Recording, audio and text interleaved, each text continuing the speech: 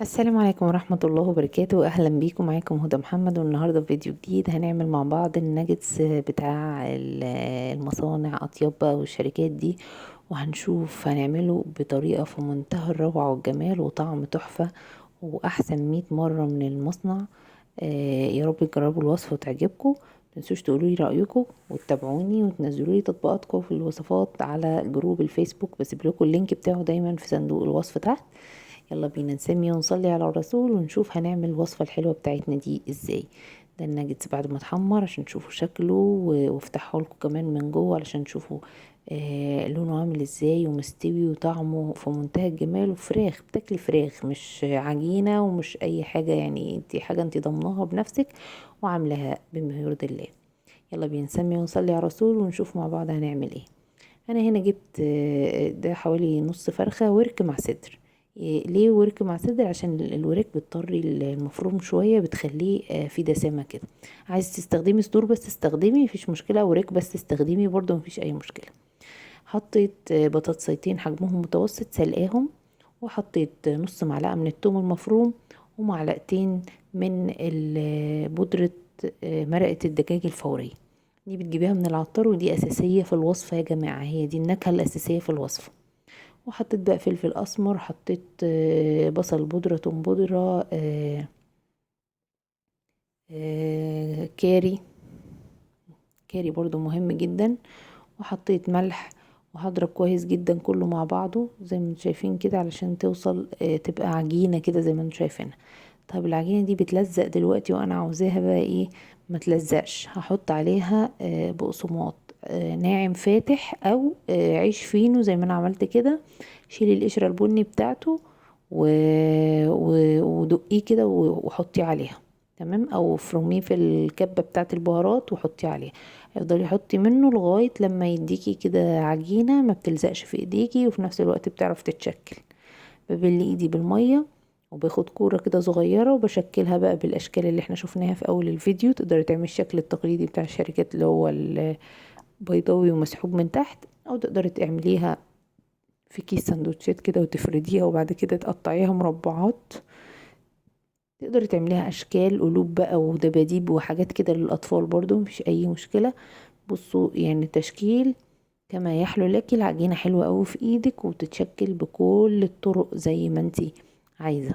وعملت كمان شكل عامل زي الدوناتس كده، شكلها برضو حلو قوي قوي، تعجب الولاد كأنهم بياكلوا دوناتس. ده الشكل الاولاني اللي انا قلت لكم عليه اهو. زي ما انت شايفة بنعمل كورة كده ونعملها بشكل بيضاوي ونسحبها من تحت كده. الدوناتس نفس الطريقة، كورة كده وعملت لها كده فتحة في النص، وسعتها بايدي علشان يبقى بشكلها بالمنظر ده. الكفر بتاعي بقى عبارة عن بقسماط اسمه كريسبي.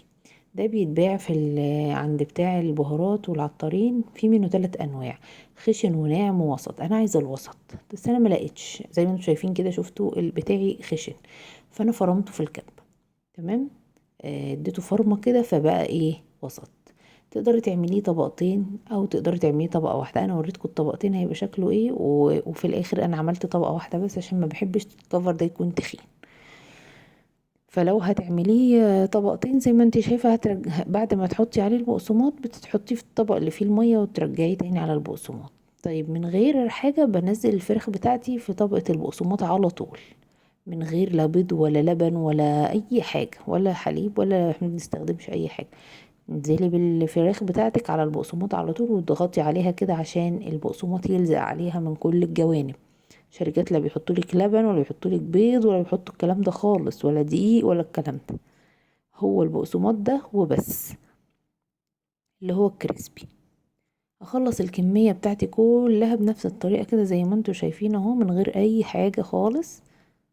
هو مجرد الكريسبي كده بيلزق على الفراخ بيديها الشكل الجميل ده زي ما انتوا شايفين. هعمل لها بقى ايه؟ هجمدها في اطباق زي ما انتوا شايفين كده، فرزها فيها. ولو انت عاوزه تعملي طبقات حطي بين كل طبقه وطبقه كيس بلاستيك عشان تعرفي تطلعيها وتبقى سهله بالنسبه لك. وده اللي انا حطيته في الكيس بتاع السندوتشات كده، واديتها حطيتها على صينيه ودخلتها الفريزر تتشمع شويه كده. بعد كده طلعتها عشان اعرف اقطعها تكون متساويه زي ما انتوا شايفين كده، وتعمل معايا شكل متساوي وما تغلبنيش في التقطيع. قطعت الكيس من على الوش كده، وزي ما انتم شايفين خدت كده المربعات هنزلها برضو في الكريسبي بتاعي، وهضغط عليها من كل الجوانب وتبقى برضو تديني نفس الشكل اهو. يبقى احنا عملنا مع بعض اهو 3 اشكال، عملنا المربعات وعملنا شكل الدونتس وعملنا الشكل التقليدي. خلص الكمية كلها بنفس الطريقة، وهفرزها بقى في اطباق زي ما انتم شايفين كده، بيجمد وبتطلعيه مجمد على طول على الزيت، يتحمر على طول في الزيت وهو مجمد. عندك اير فراير، بخه بسيطه من الزيت ودخليه الاير فراير. عايزه تعمليه في الفرن برضو اديله دهنه بالفرشه كده ودخليه الفرن. كل الطرق تقدري تعمليها بيه كما يحلو لك، والطريقه اللي بتفضليها. المهم زي ما انتم شايفين كده احنا مستخدمناش هو لا لبن ولا بيض ولا اي حاجه، والفراخ مضمونه وعاملاها بنفسك وبايدك وبمنتهى النظافه.